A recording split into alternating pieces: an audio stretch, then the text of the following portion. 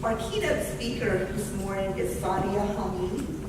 Sadia is an ex-Muslim, socialist, secularist, women's rights and human rights activist, and spokesperson for the Council of Ex-Muslims of Britain. Please give her a round of applause.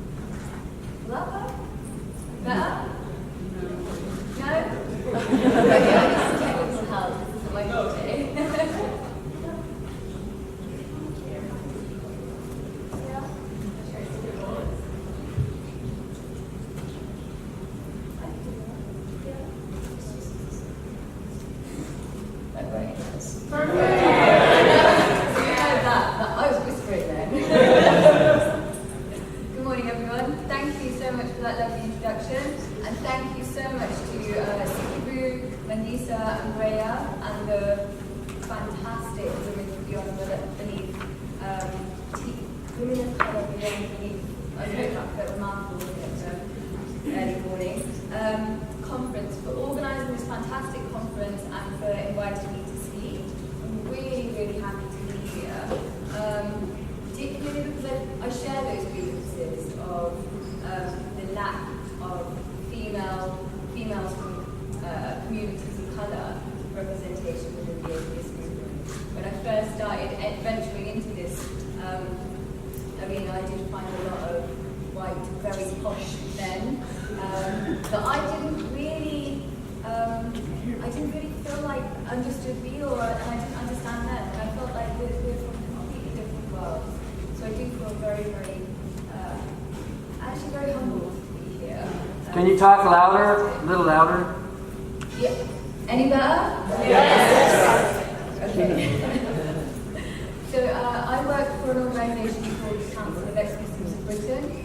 We're a support service for people that have left Islam, and we do just that. We've left Islam and we've come out publicly for all of those people that can't say publicly that they left Islam, because it still carries a death sentence in over a dozen countries in the world. Either to leave Islam or to criticize Islam still carries a death penalty.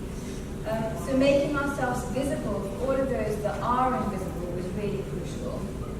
So the service has two sections. One is a campaigning side, where we do lots of public protests, lobbying, activism, all of that kind of stuff. And the other side of it is a support service. And it's changed a lot in the last 13 years that it's existed. When I first joined the service 4 years ago, we used to have 300 clients a month that would contact the service. That's increased to 600 a month.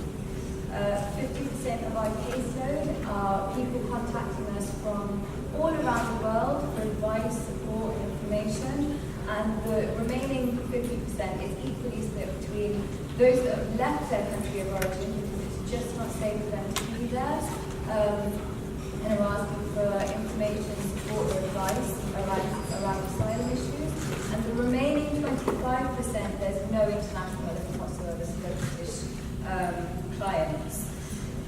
Most of the clients that contact us are in the closet still because it's just not safe for them to be out. I personally don't like the term ex-Muslim because I feel like it can sometimes feed into this divisive identity politics issue that I quite frankly hate. But it's needed so that we can raise awareness about the difficulties, the unique difficulties that they face, and the fact that there are still over a dozen countries where you can be killed for being an atheist or a blasphemer, and they're all Muslim countries. So, although around the world, in an Islamic country, you might be sent to prison, you might be sentenced to death, or you might be lynched by an angry mob for being an atheist.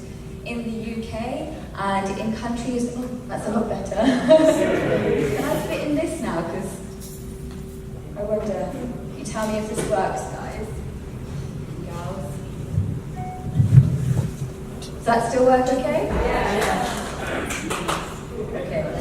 So, in the UK and in much of the Anglosphere and Europe, the issues that ex-Muslims specifically face are things like being forced into marriage to bring them back into line, honor-based violence.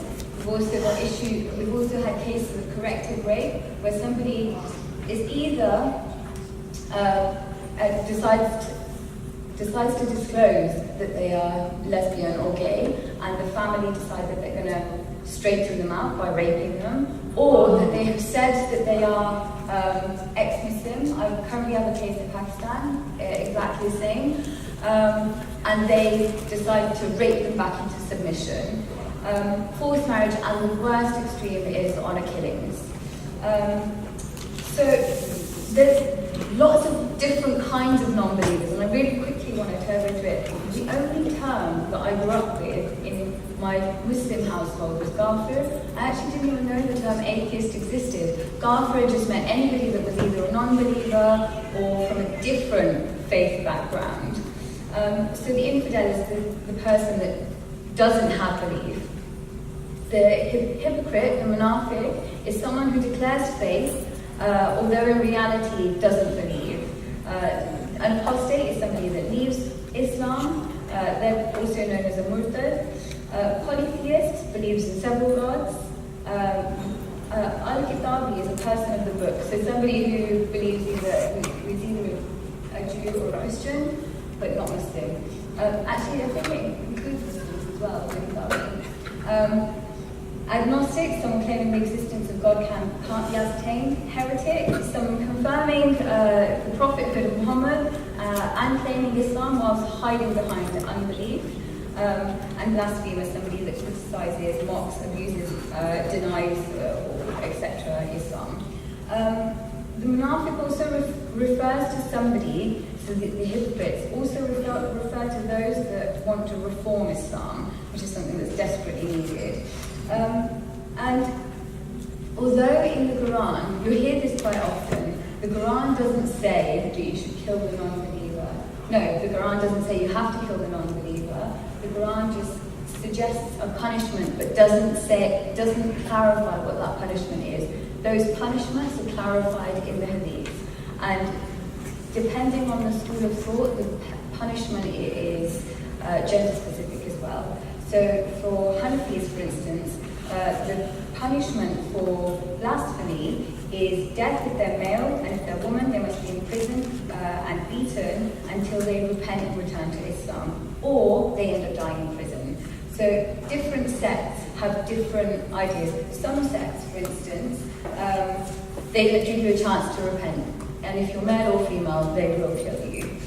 I don't want to go into massive detail about that anymore, because I haven't actually got a huge amount of time. Actually, I have got loads of time, but I like the sound of my own voice.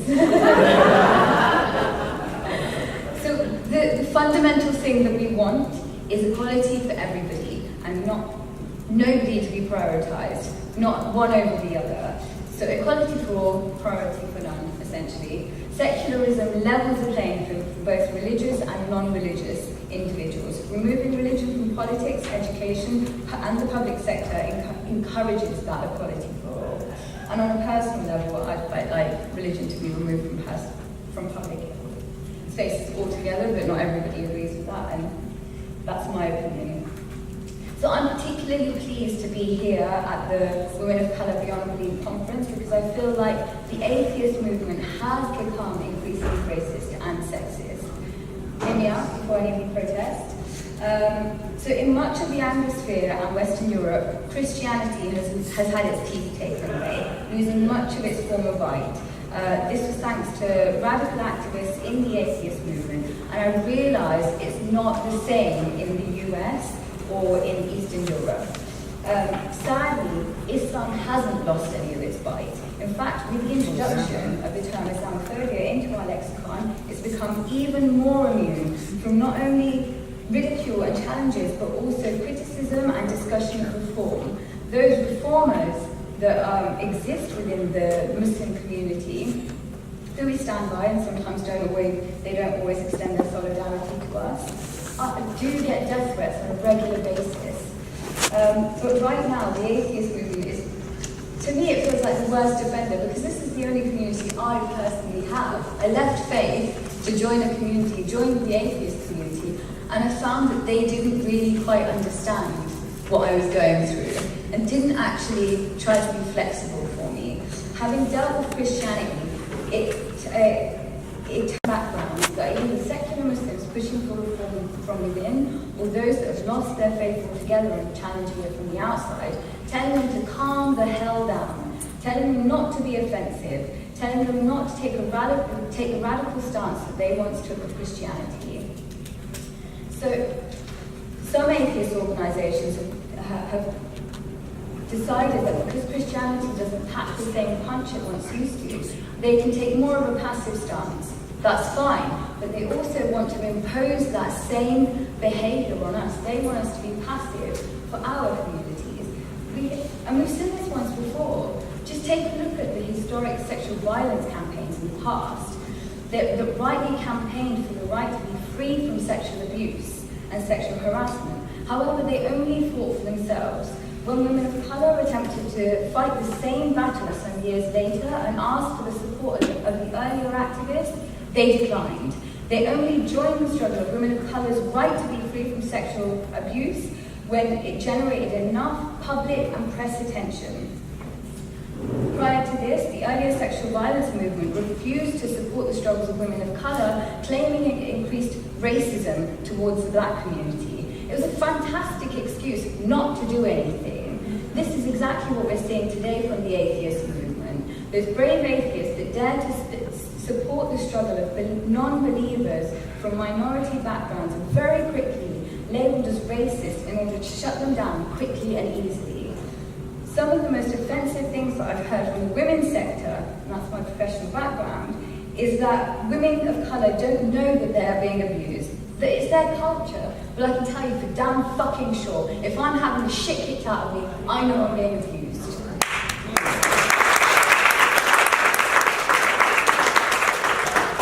So this is similar to what we've seen happening in the atheist movement. When you see discussions about atheism, secularism, skepticism, etc., being a Western construct, or being leftover laws from the colonial era, you can be sure that this is A, highly ignorant from that individual who's speaking, and some kind of racism. Some people call it cultural relativism. I just say it's outright racism. Because what you're saying is that they have a different standard. There have been countless freethinkers, atheists, humanist skeptics in the Eastern world. There's a female poet that criticised Muhammad to his face and saying, "We have disobeyed the condemned and are rejecting all his teachings." The Mutazilite scholar Ibn Rawandi in 827 to 911 AD was an early skeptic of Islam and a critic of religion in general. Rushd in 1126 to 1198 strived to demonstrate that without engaging religion critically and philosophically, deeper meanings of the tradition can be lost, ultimately leading to deviant and incorrect understanding of the divine. An idea considered so dangerous that the mullahs ordered his books to be burnt and rushed to be exiled. The point being, look and you'll find the information. The ignorance of the atheist movement of freethinkers, heretics, dissenters within Islam throughout history is both shocking and also offensive.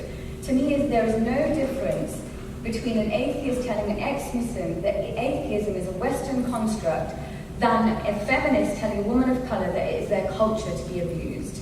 The undertone is that you people of colour lack the capacity to think for yourself and are underdeveloped savages.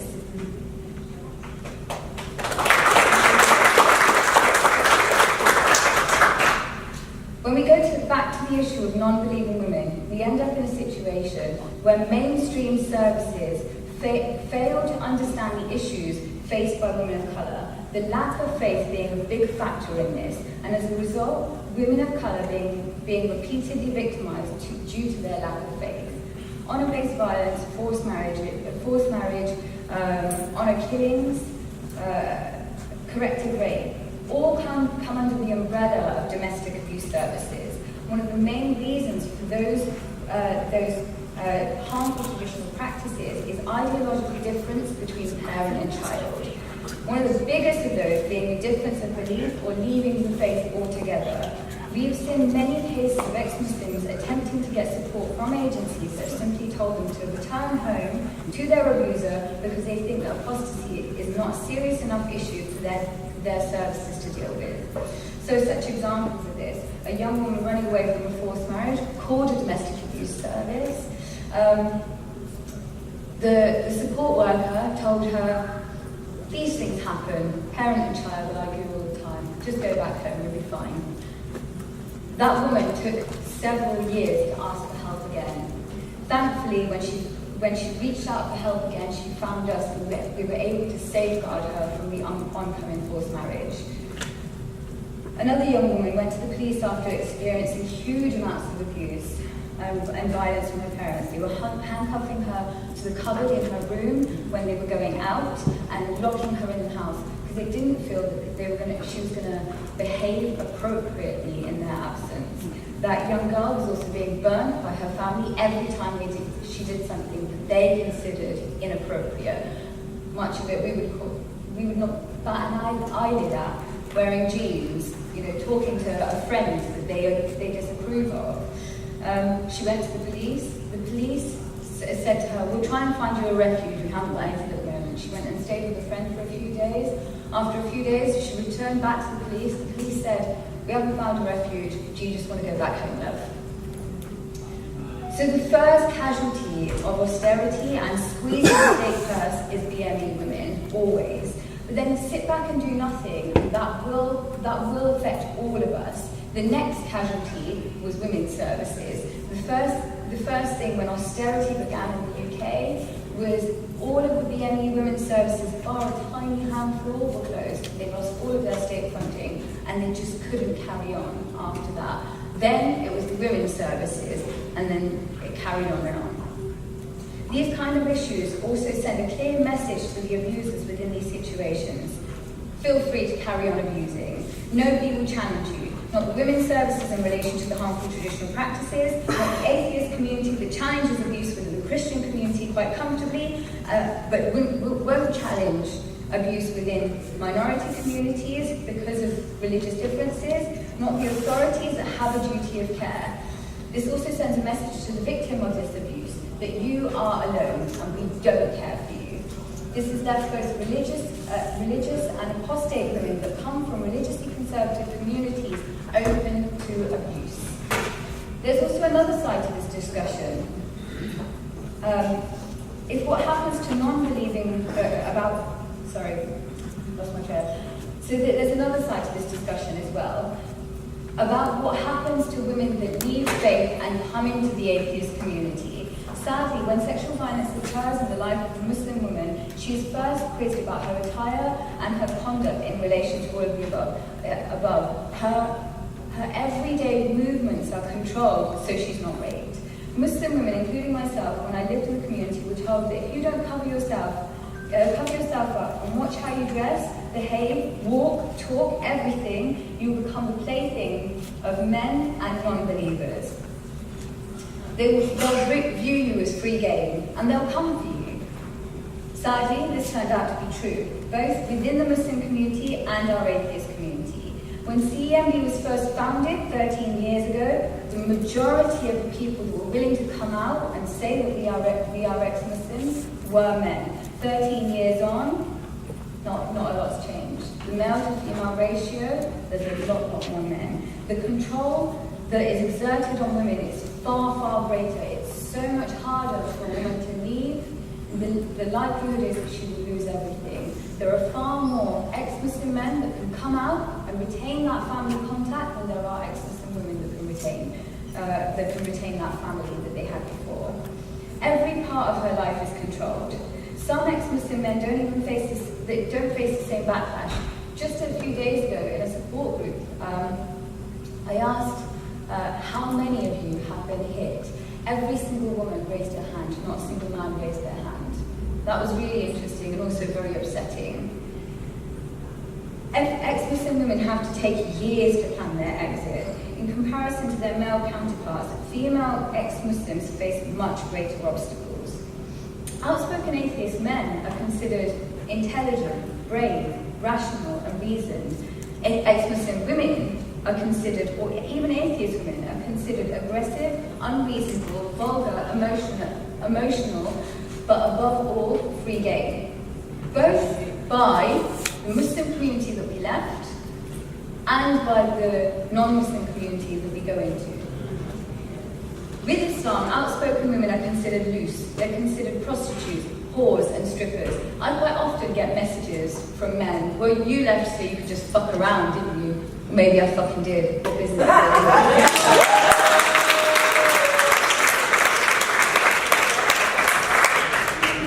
Misogyny doesn't end when one leaves religion. Misogyny is older than any and all religions. Anthropologists suggest that misogyny began with early men. When cavemen went off to collect food for their families, they didn't want to be collecting food for the offspring of other men. So the cavemen whose women remained loyal to them in their absence, they got higher status. Those cavemen that returned to find their women had been off with other men in their absence, their status dropped. To reinstate their reputation, they would punish or kill their women. That was the root of both misogyny and honor culture. You call it misogyny, we call it honor culture. It's the same shit, but just in a different community. Then along comes religion and writes down these archaic, outdated ideas and cements them in society. Misogyny is older than religion. Hence, when men leave religion, they do not leave their misogynistic outlook and behavior behind.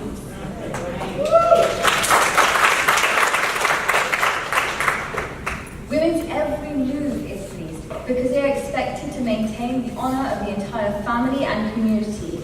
Their behavior reflects back on their entire community. Their conduct reflects back on their community. A woman that leaves religion is considered to have assaulted the honor of the men in her family and her community. There are predatory and opportunistic men within the atheist movement. These predatory men and opportunists hone in on both Muslim and ex-Muslim women. Because if a Muslim woman is going out and enjoying herself, he knows all he has to say to her is, if you don't do what I want you to do, I'll tell your family.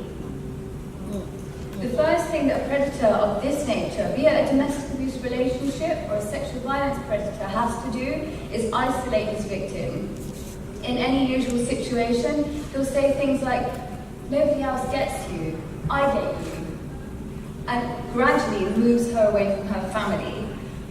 In the situation of both Muslim and ex-Muslim women, he doesn't have to do that. Those ex-Muslim women that are in the closet, nobody knows. They can't tell anybody that they have that they are ex-Muslim. Predators know that. Those ex-Muslim women, like myself, that have told the world that we're ex-Muslims, or even told our families that we're ex-Muslims, we lose everything. We lose all of our family, all of our communities. Predators know that, and they come for us. Opportunistic predators are aware of this. So some of them will take advantage, straight up, of these women.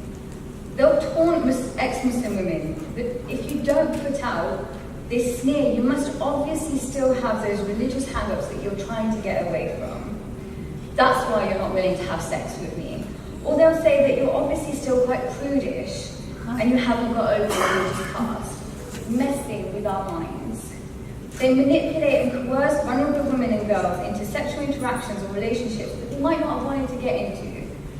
And obviously, I have no issue with any woman that wants to have any sexual encounter of her own free will. What I have a problem with is manipulation and coercion. Once the abusive relationship or the abusive relationship or the sexual violence has occurred, these victims have nowhere to turn. because these predators come from our very own atheist community. If I've left my former community, my former religious community, and I've come to the atheist community, and this is it, this is all I have, because I was isolated after leaving religion, and then abuse occurs within that non-religious community, where the fuck do I go? Post-abuse, if these women return to their former religious communities, they are simply told, see, this is what you get for leaving religion, for abandoning hijab and modesty. Didn't we tell you? Many of us that leave religion because of misogyny are left with no other alternative but the atheist community. The predators within our own atheist movement give legitimacy to the control exerted by Muslim communities towards their women. They give validity to the accusations made by the community that if they leave Islam or abandon modesty, they will simply be the playthings of non-believers. Though many men have left Islam, the rot of religious misogyny remains deeply rooted within them. A Polish friend of ours, actually, said to me, there's a fantastic saying in Poland, that you can take the man out of the church, but you can't take the church out of the man. It's the same thing for us. It is our responsibility to safeguard atheist women from this double, triple abuse. First from their parents, families and communities for making them prime suspects, predatory men. Then from the potential abusive men and situations including domestic abuse, sexual violence, emotional manipulation and exploitation. And lastly, from the blame apportioned to them for becoming victims of abuse. Do know that when women cover their in the countries where it's mandatory for women to cover their entire bodies from as young as age 11, they still get raped. That fabric doesn't protect them. It's not, we're getting this wrong on so many levels. We don't need to put on a pedestal modesty culture and ideas of modesty and modest clothing and behaviour, but also we're getting this wrong in terms of we're failing to address this within our own community. Sexual experimentation is part of life. That's fine, but sexual abuse isn't. So when you see it, stop it there and then. So from the hijab all the way to FGM and everything in between is all on the same spectrum of victim blaming. Because if you don't wear hijab, you'll get raped. If you don't sew your vagina shut, you'll get raped. We need to start challenging this too. To the men within our atheist community, if you don't understand the concept of consent, educate yourselves. We need to respect women. We need to respect women and their choices, period. To the women within our community, you're not victims, you are strong. If you have been a victim of sexual abuse or domestic abuse, please do get in touch with our service. We can help. It is vital to demand education about sex, consent, healthy relationships for all young girls so they are not exploited by their religious or non-religious communities. And thankfully, in the UK, this is about to become mandatory as of September 2020, provided the religious fundamentalists nut jobs aren't given any more leeway. And it's the responsibility of all of us to challenge abuse wherever we see it. So, I just want to reiterate to all non-believers, to wrap up, that it is my right to challenge outdated and oppressive practices and abusive practices within my own community and within mainstream society as well. If somebody is being abused, it's all of our business, and that means we've all done something wrong, because we've just sat by and let that happen. Islam is a misogynistic religion, just like all religions. I heard a program on the radio a few days ago about abortion in Ireland, and one of the women that had been invited onto the panel, she was explaining that the church had a lot to answer for in Ireland. I agree. Nobody batted an eyelid though. Nobody challenged her. Nobody went into this protective meltdown that we see when we challenge some of the outdated practices within Islam. And yet the parallels between Ireland and much of the Islamic world are so blatantly obvious. My second thought was that this is what I'm fighting for. To be able to have a reasoned, fact-based discussion about Islam without the hysteria and without allegations of bigotry. This allegation is very offensive, to say the least, because this only happens when people of colour are challenging mainstream narratives, challenging harmful narratives within their own communities. When women campaign for an end to domestic abuse or sexual violence within their communities, the rest of the community accuse them of promoting racism, like the historic sexual violence movement did, as if they gave a fuck about that before. When ex-Muslims talk about the issue of blasphemy or apostasy or women's rights or LGBT rights, they're accused of Islamophobia, like you gave a fuck about that before. This wouldn't happen in any other situation. If somebody was to share their experience of sexual violence, nobody would automatically assume that the woman or the man is claiming all men are rapists. So why, when I criticise Islam, is there an automatic assumption that I'm criticising all Muslims? Even the assertion is offensive, and to me feels like a form of racism. That when someone criticises Christianity, it's perfectly acceptable. When someone criticises Islam, they're a bigot. It's offensive to both believers and non-believers of Islam, because it suggests that all believers are thin-skinned and lack the capacity to have a difficult discussion, and that not all non-believers of Islam are savages waiting to tear believers to pieces. Believe it or not, we can actually have those conversations without turning into savages. To all my fellow non-believers, if you don't like what I have to say, that's fine. We would appreciate your solidarity, but if you wish for whatever reason not to give it to us, that's fine too. But don't work against us. Don't make our struggle for our rights harder.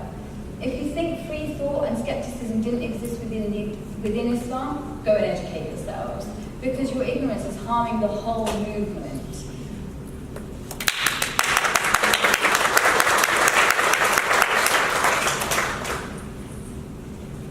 I have to point out at this point, hands up, who knows about the suffragette movement?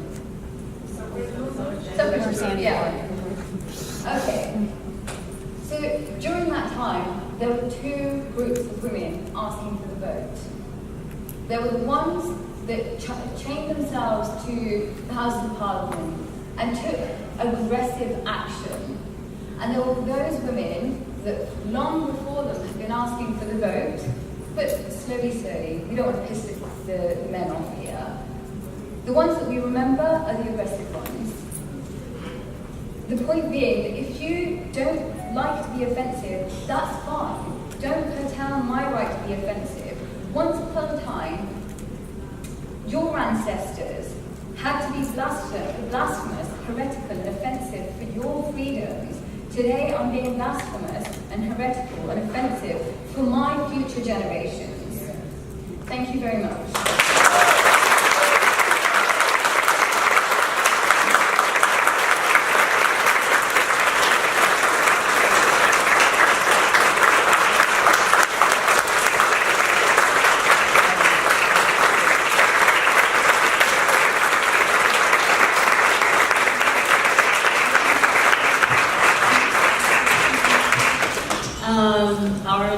Do we have time for questions and answers? Your question is great. I happened to be living in France at the time that the burkini was outlawed. And as an American, forgive me, my feeling about that at the time was, well, what happened to you? You're just free and creative. You want to go on the beach topless? That's your business. If you want to go to the beach with wearing a hijab and say correctly, that should be your business. What's your organization's perspective on that topic? So organisationally, we absolutely support a woman's right to wear a hijab. We are anti-facial veiling though, because that's not mandatory. I don't think a ban does anything for anybody, really. I don't like them, but for me, a better way of dealing with the issue of any kind of veiling and any kind of harmful religious practices, and I do view the as a harmful religious practice because it feeds into victim blaming, as I mentioned, is to educate and not challenge those ideas within the community. That's something that we don't do.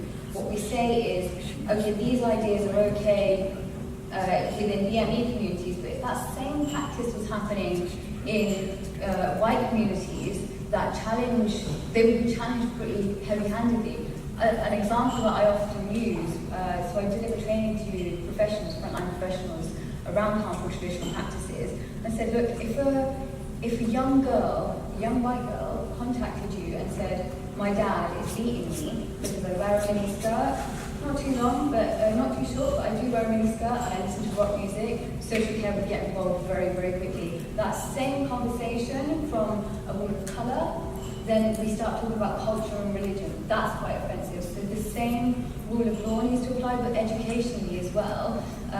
We need to start educate children about a broader range of ideas and not just tiptoeing around their religious ideas, particularly if they are antithetical to what we stand for about choice.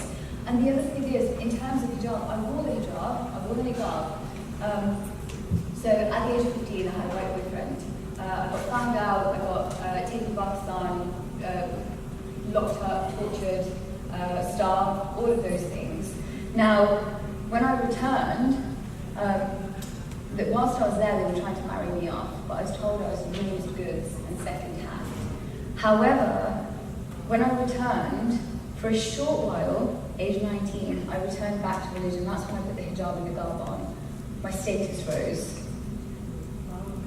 Instantly, those same men, by the way, that were telling me I was used goods and I used dirty tissue, those same men, still single, by the way, delicious,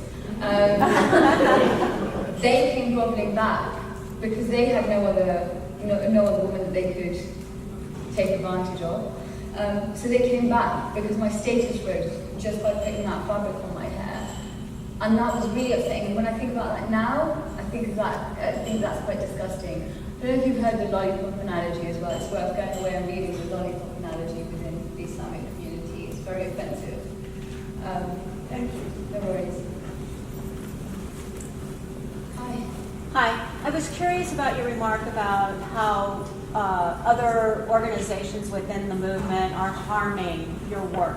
And I was hoping that you could go a little bit more into detail if you have some examples, some things that could help us understand better. So there's this constant protective behavior that you see when we talk about Islam, as if they liken us to aggressive atheists, which not all of us are. I mean, I've been called aggressive myself. I don't know if I am. You can tell me yourselves. But when I challenge some of the outdated practices within Islam, some members of the atheist community tell me to calm the hell down and be not so confrontational. When in the past they had to be confrontational themselves. That's what I'm talking about. Does that sort of answer your question? Yes. You look like you wanted a follow-up question. I think this conversation could take hours, and I'm looking forward to more of it because this is exactly why I'm here. Thank you. No worries. How do those outside of Islam ride that line when people don't know as much as they do about Christianity, but they also want people to be aware that, of the contradictions in Islam as well without being. How do you raise people's voices who are already fighting or making sure people know that without falling into being pedantic about it or copying Islam on one end or being completely overboard vertically Christianity on the other? Stick to the ideas. That's it. And the thing is, the allegation is always going to come. Okay? So, another example that I can give you of this is if anybody a social worker in the room? No, okay. Okay, brilliant. So if you're working with parents that have been abusive, regardless of their ethnic background, they are going to kick off.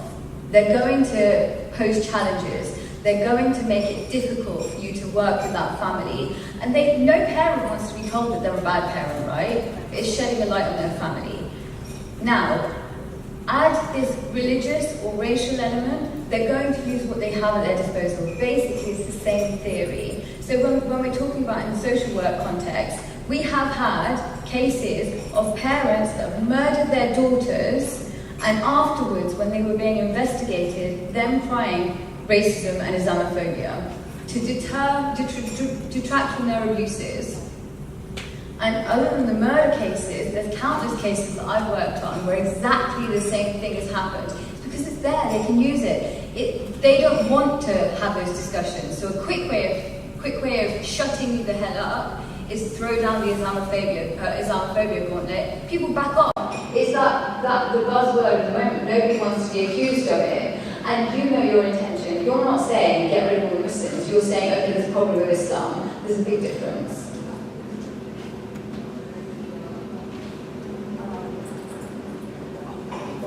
Okay. Last question. Go for it. Hi. Thank you for coming. It's good to hear, especially me in the United States, hearing about what's happening in Japan or Europe, because there's some differences in context. Yeah. And what I'm thinking, I'm not ex-Muslim, so I can't speak to that experience, but there are some differences I think between the United States and that the UK and Europe, and that at least from where I stand, Islamophobia in this country is not necessarily. I don't think it's as taboo here as it is in the UK. And so I suppose my question is, often when I hear atheists criticizing Islam, it is from an Islamophobic stance. It is. And it is from a white supremacist stance. So I guess, trying to parse the difference between criticizing a harmful practice or being a harmful practice versus criticizing a harmful practice by saying, well, basically assigning that practice to, this practice is harmful because the people themselves, are people who will harm, is who they are, are kind of so, I guess it's forward to the conversation. But again, from where I sit, whenever I hear particularly white atheists criticizing Islam, you can pull out the things that are legitimate, but the basis is a white supremacist basis. So can you give examples of instances, I guess? Sure. So let's see. So I think that the last time I heard someone talking about it, it was in the context of the West. So like the West versus the East, right? The West meaning, the European cultural traditions are a supreme tradition. So in order to liberate people, we have to integrate them into a particular set of European cultural traditions. So that just goes back to what I was saying. They don't actually even realise that we had lots of skeptics, dissenters in our history as well. Exactly. But also, when we have to be really careful, because I don't really like this term of East versus West, because that's very divisive as well. Like a lot of the time when you hear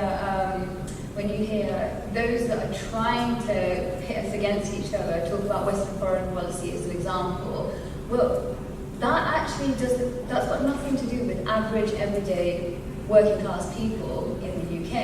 They have no say in any decisions that they're making, including when we were talking about the colonizers and the imperialists of the past. That was being planned and executed by a very, very wealthy class. And actually, solidarity is something that's really, really important to me. When we talk about the term black, historically in the UK, I don't know if it was the same the term black encompassed anybody that wasn't white British, but also beyond that, it extended a little bit more. Because what Britain was practicing in its colonies, it was coming home and fine-tuning on white working class people at home. They were called the blacks of Britain. So we have to be mindful of that. Actually, when we're talking about our politics and where to go forward, and how to unite going forward, we need to start breaking down those barriers. That black term, I'd love to see it come back in the historic context, if we could. Oh, that's my time up. I timed myself. I hope that answers the question. Thank you very much.